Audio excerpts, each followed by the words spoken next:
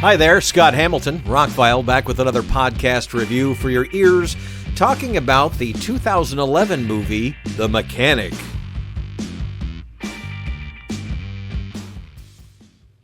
Grew up in the 70s and 80s. My father was a Clint Eastwood fan and a Charles Bronson fan. I watched a lot of those movies back then, growing up. At least when they were on TV, they were edited, so I could watch them. But it's funny. I was thinking about this. It's partially because of the Death Wish movies that people hate sequels. Death Wish, Friday the 13th, Halloween, studios, especially in the 80s, were making sequel after sequel after sequel, and they were terrible. They were churning out one after the other where they didn't care. They just threw stories together, sometimes didn't have anything to do with the main character. I mean, it was a time, boy, but that generated all this, we hate sequels, and now we have like Marvel movies, which started with a movie and 20-something sequels after it. I know it's not exactly apples and oranges, it's a shared universe. And okay, I get it. But anyway, they build on each other, so they kind of are sequels. Anyway, I don't have a problem with a remake if it does something different. I don't have a problem with a sequel if it's good. I mean, I don't generally start off disliking either. So when this came out in 2011, we're talking 1972, they can do a whole bunch of modern stuff with a 2011 remake of a 70s movie. And I honestly don't remember the movie that well, the original. It does play out, I guess, a little like this. I'm not real sure. Anyway. You got a good cast. Jason Statham, Ben Foster, Tony Goldwyn, Donald Sutherland. Wow.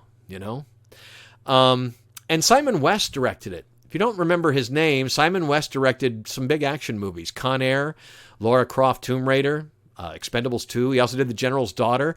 Biggest claim to fame, he directed Rick Astley's Never Gonna Give You Up in 1987. I'm not kidding. Yeah. A lot of movie directors start in videos. That's how they learn directing, so to speak. So watching this now, I haven't thought about it in years. I was moving some stuff around. This one was kind of on top. I'm like, wow, I don't really remember much about that other than I liked it, was glad I bought it. And I did buy the sequel in 4K when it was on sale for under $10. So let's rewatch it. Why not? Again, COVID times, I'm rewatching things I probably wouldn't rewatch just because there's not a whole lot of new content out there, right?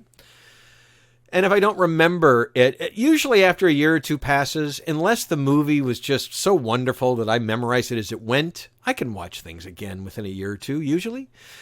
So it had been 10 years, and I didn't remember a thing about this movie. So I put it in, and instantly the first thing I think of, Ben Foster's going to screw everybody. I understand finding an actor who's good at something. There have been many character actors who are good at being character actors, so they're in 100 movies as these characters, and I get that. Steve Buscemi has a hard time playing a normal person because he's just he's a strange guy, and he's a strange looking guy, and that kind of thing. It's hard to put Steve Buscemi in a normal role. He couldn't play a schoolboy. He couldn't, there's just certain things he can't do. And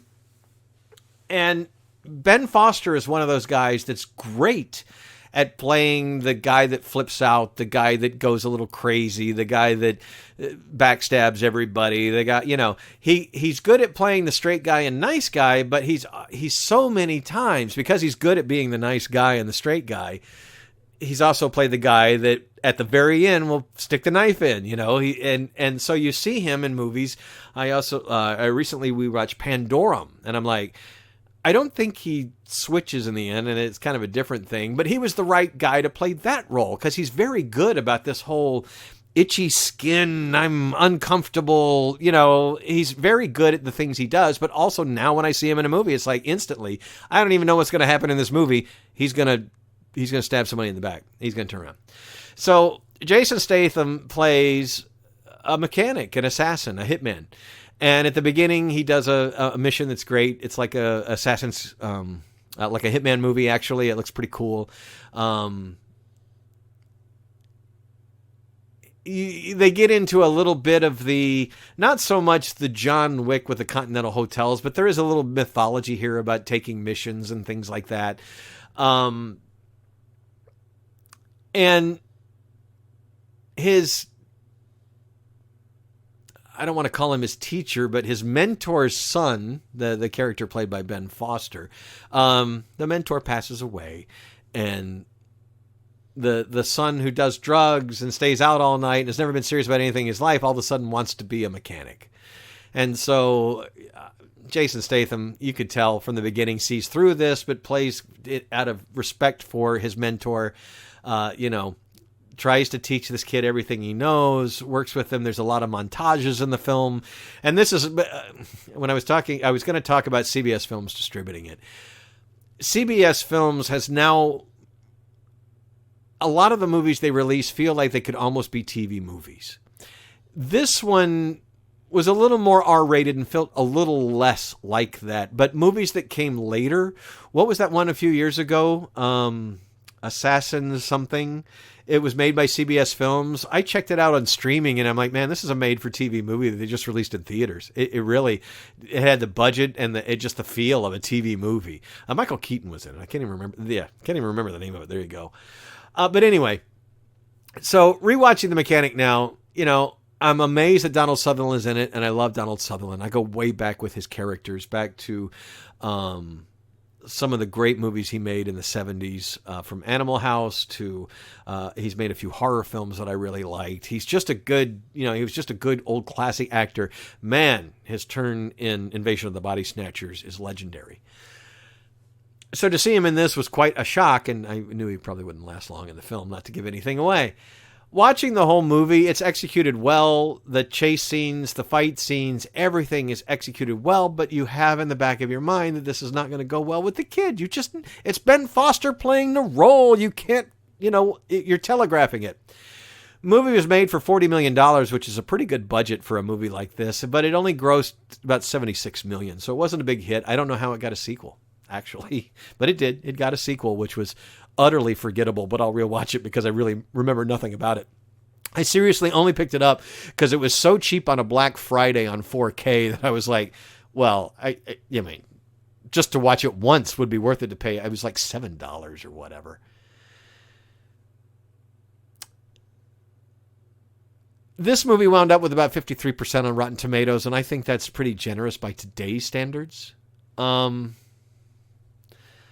It's okay. It doesn't hold up that well. The best thing about it's the end. I won't get into the spoilers, but I love the ending. I love what happens with it. I love, how the bad guy gets his. It's just classic. It's just incredibly well done. Maybe I'll put that at the very end. I'll tell you when to cut out before. Okay, I got to talk about it because I'm not going to do a separate podcast about this movie. But other than that, the movie, I don't know how it got a sequel. It's just okay. I mean, Statham has made worse movies. I mean, it's definitely not his worst movie. He's good in the role. He's likable. I like Jason Statham. I will watch him just about in anything, as long as there's going to be some action in it. I don't want to see him playing Shakespeare or whatever. But overall, I came, a couple days after watching the film, it was like, yeah, I'm already starting to lose it. What I remember is the end. And, okay, thank you for listening. Thank you for liking, sharing, subscribing. TheRockFile.com, blah, blah, blah, blah, blah. I'm going to talk about the ending now. Here come the spoilers. Stop now if you don't want to know. So there is the plot twist where eventually Ben Foster's character, Steve McKenna, does twist and thinks he gets one up over Jason Statham. He blows up a truck that Statham is in, the Bishop character is in. He thinks he blew him up. He goes back to his house. Arthur Bishop is the name of the character that Jason Statham plays, the mechanic of the movie. And at this point, you think Jason Statham is dead, and now Ben Foster's character, Steve McKenna, is going to take over as the mechanic, right? So he goes back to the mechanic's house, and he does the things that specifically he was told, don't do it. Don't ever touch or play a record on my turntable. Don't ever touch my 1966 Jaguar. First thing he does, put a record on the turntable and get behind the wheel of the car. As he's driving away in the car, he looks over and in the passenger seat, there's a note that says, Steve, if you're reading this, then you're dead, which he laughs at. Then the car explodes. Then the house explodes. Everything explodes. Then the camera goes back to the gas station and the security video reveals that Bishop slid out of the truck right before the explosion, ran around, got in another truck, and drove away. And that's why we have a sequel. I love the ending because I love it where you think the bad guy gets away with it and then the good guy outsmarted him. Yes, sometimes we get the bad guy outsmarted too, and dark endings are fun. I really like those too. But in this particular case, that Ben Foster's character had been such a, pardon my French, a shit through the whole movie. You wanted him to die. And the fact that he got one over on Jason Statham just didn't sit with me the first time I watched this movie, you know? And that's the one thing they did about the remake. I don't know if it was like that in the original, but I got to say, they did that right. You know, they ended it well. So in the near future, I will rewatch the sequel and let you know more about that. Do you need to watch this one? Well, if you're just a huge Jason Statham fan and you've never watched it, sure. It's got some decent action scenes with him doing what he does, and I will love Statham till he's not making movies anymore. I don't like every one of his movies, but I will give him the benefit of the doubt because I like him as an actor. He does the things he does. That first Transporter movie and the first couple of things he did, you know, the grease fight and stuff like that, that endeared me forever. And I loved him in Hobbs and Shaw. I think he's doing great with that character. Love that movie. I'm glad we're getting a sequel to that eventually. So if you're a huge Jason Statham fan, watch this movie. But otherwise, I would skip it and watch something else. It's just okay, and when it's over, it's forgettable, and you have better things to watch, right? Anyway, I said all the blah, blah. Thank you for listening. Have a spectacular day.